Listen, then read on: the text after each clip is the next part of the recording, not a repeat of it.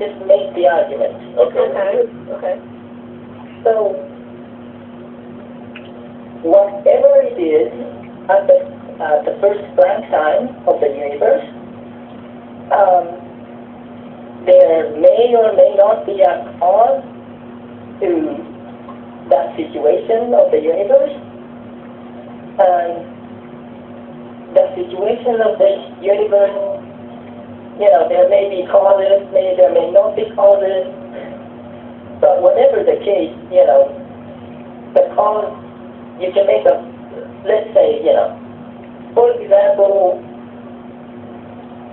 you can say that the cause is God, for example. Why? Well, for example, you can, Sure, I can one say possibility that, you can say maybe, I don't know, you can say like the cause of that situation of the universe is is red, or is small, or is, whatever. And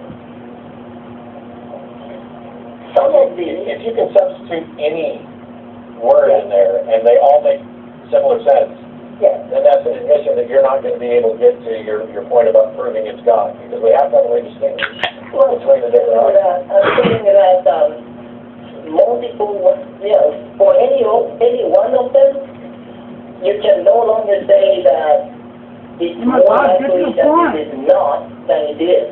No, that's not true. Claiming to be a doctor? Because I hope not. by default, naturalistic explanations are always going to be more plausible than supernatural explanations, because we have examples and evidence of naturalistic explanations and no confirmed accounts of supernatural explanations.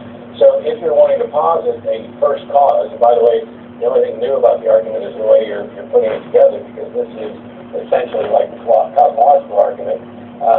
But if you're going to posit a supernatural thing, you have already made a claim that is necessarily less plausible than naturalistic grounds.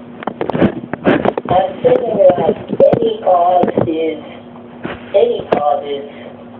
not necessarily unplausible. Yeah, that's absolutely absurd. I didn't cause it.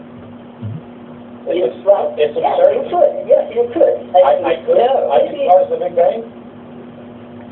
You could have. The sentence that you caused that situation in the universe is just as plausible to be true than it is to be false. No. No, it isn't. I didn't exist then. I didn't exist until around 1969 or so. So it's not just as plausible that I created the Big Bang. No, I'm just saying that any sentence you make about the cause of that situation, or anything about that situation rather, is not necessarily unplausible, because these common sense laws break down. Make an argument about unfalsifiability. I think that's absolutely absurd. I think you're playing around in an area where we don't understand much, and then trying to claim that our lack of understanding makes all things equally plausible, and that's simply not true. Well, that I agree. Well, actually, I just contradicted you, and now you agree. So, okay. well, I'm saying that, anyway, I actually don't believe this stuff. Well, okay, stop. But I'm just Stop. Terry, stop. You need to, if you're going to come up with an argument that you think's original, you need to get it in a better format, get it more put together before you bother calling in. But please don't call in with arguments that you don't believe, because it's unlikely that you're going to be able to defend those arguments very well if you don't already believe it. I've got all 4 lines full, and some of them contain callers, that actually believe the stuff they're about to speak. So why do we have to waste time on fakery? I'm sorry. Okay, thanks. Bye-bye. All right.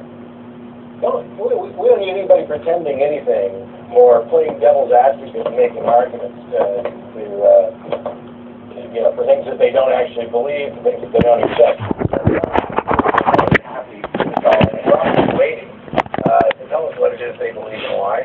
And not everybody who calls in is a also, you know, if you're not going to be genuine when you call in, you're just kind of wasting our time.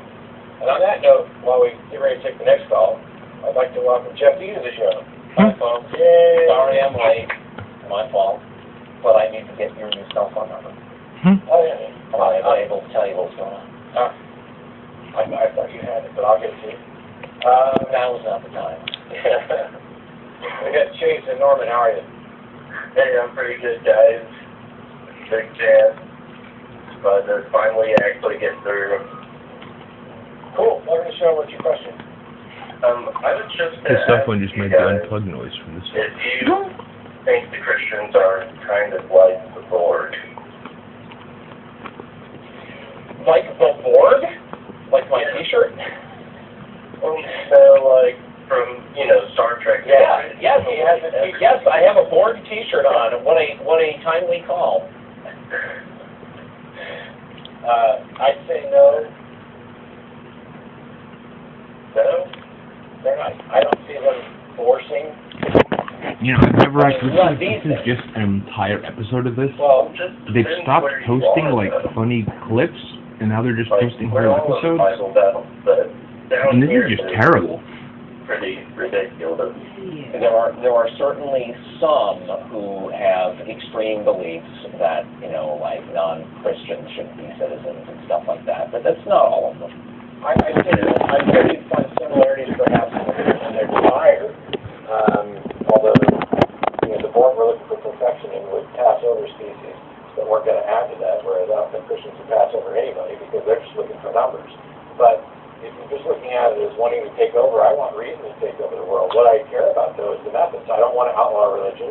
I don't want to, you know, by force try to take away people's religious beliefs. And by and large, I don't see Christians acting by force to impose their beliefs because you really can't. You can't control what somebody truly believes or doesn't believe.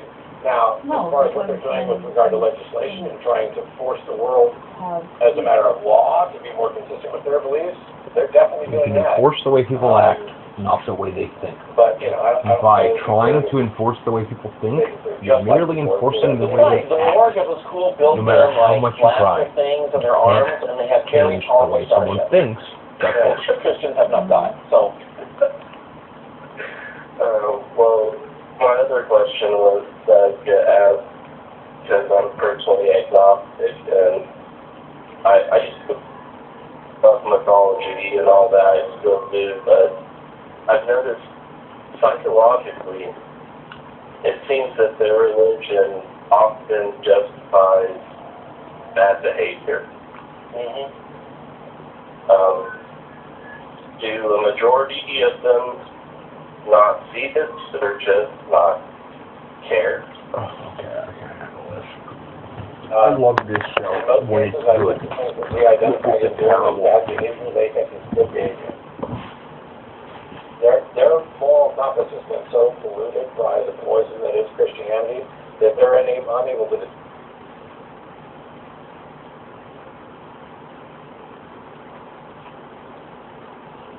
Can you check and see if 16 is right now?